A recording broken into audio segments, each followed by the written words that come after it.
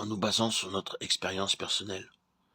Nous dirons que la délivrance dont nous nous occupons en cet instant comprend 3 phases et en même temps 3 facteurs. La croix, l'esprit, la contemplation du Christ glorifié. Veuille l'Esprit de Dieu illuminer notre témoignage. Sur la croix, le Christ s'offrit en sacrifice pour le péché du monde. Il y a là un acte de substitution, d'amour, de pardon. J'y trouve encore davantage. J'y découvre en puissance les arts de ma sanctification. Relisons attentivement Romains 8, 3, 4. Ce qui était impossible à la loi à cause qu'elle était faible dans la chair, Dieu l'a fait en envoyant son propre Fils dans une chair semblable à celle des hommes pécheurs, et pour le péché. Il a condamné le péché dans la chair afin que la justice de la loi fût accomplie en nous, qui marchons non selon la chair mais selon l'esprit. L'œuvre de substitution d'abord. Dieu a envoyé son propre Fils pour le péché, puis celle de ma sanctification, dans une chair semblable à celle des hommes pécheurs. Sur la croix et dans la personne de Christ, la chair, la mienne, a été crucifiée. Comment m'exprimerai-je pour faire comprendre combien cette pensée a pénétré et transformé ma vie? Après la découverte de Jésus, mon sacrifice, ce qui influença le plus mon existence, fut de discerner dans le Sauveur sans péché, mourant sur la croix, l'effigie de mon moi pécheur, y mourant avec lui. Voici à peu près ce que furent mes pensées, pour autant que je puisse rendre la profonde impression reçue alors. Dieu a cloué au bois la ressemblance de mon moi pécheur.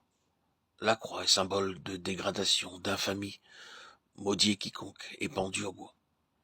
Si Dieu a passé un décret de malédiction sur une chair semblable à la mienne, bien qu'elle fût sans péché, combien plus doit-il lui sembler au Dieu que je chérisse ce moi pécheur, que je le développe et en fasse le centre de ma vie. Ô croix bénie, au pied de la croix de mon Sauveur, je compris que Christ et moi nous sommes un.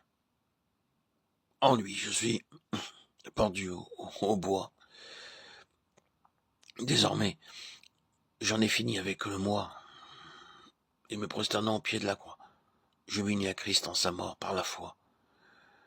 Je consignai ma vie propre à la croix. Ce fut comme si je prenais le moi avec ses ambitions, ses désirs, ses aspirations vers la perfection, sa corruption, sa versatilité, son esprit de critique, son manque de charité, et que je l'y clouai vraiment. Je pris le misérable et lui dis, « Tu es maudit, tu mourras. Mon Dieu t'a cloué au bois. Viens, tu viendras. » J'ai décidé la chose de toute la force de ma volonté, de toute la puissance de ma foi. Tu mourras sur la croix. Cet instant de ma vie fut décisif. Depuis, j'ai constamment crucifié le moi. La mort du Christ m'en sépare à jamais. Souvenez-vous de ce passage de l'Épître aux Galates. Ceux qui sont à Christ sont crucifiés la chair et ses convoitises. Le temps employé dans l'original est l'aoriste, l'action continue. Ils ont crucifié, ils crucifient. Vous me direz peut-être pardon, monsieur, mais vraiment, il ne serait impossible de vivre de la sorte. À tout instant, je me demanderai si le moi ne se glisse pas ici ou là. Cette constante analyse de mes sentiments, cette crainte du moi me paralyserait. Ce que vous dites est loin d'être simple. Je vous attendais là, mon ami. Autrefois, je pensais comme vous. Mais ici, l'Esprit de Dieu intervient en nous. Et j'arrive à mon second point.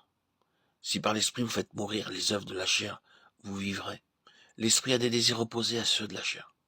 Ce fut par l'Esprit éternel que le Christ s'offrit à Dieu sans péché.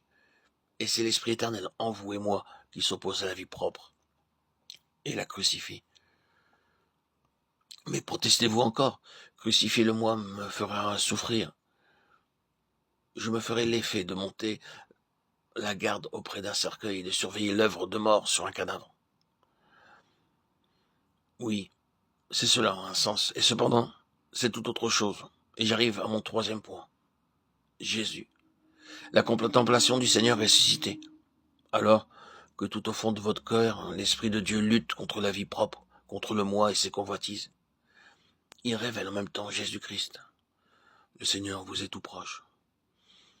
il vous devient une réalité. Le Saint-Esprit conduit les regards sur Jésus. De sorte que vous ne pensez pas à l'Esprit, et c'est à peine si vous pensez au moi, mais votre cœur, votre pensée sont remplis du Seigneur. Oh, mes amis, pardonnez-moi d'exprimer de façon si imparfaite le plus sublime des mystères. Mais je prie que le Saint-Esprit vous révèle ce que c'est que d'avoir comme centre et comme source de vie Jésus.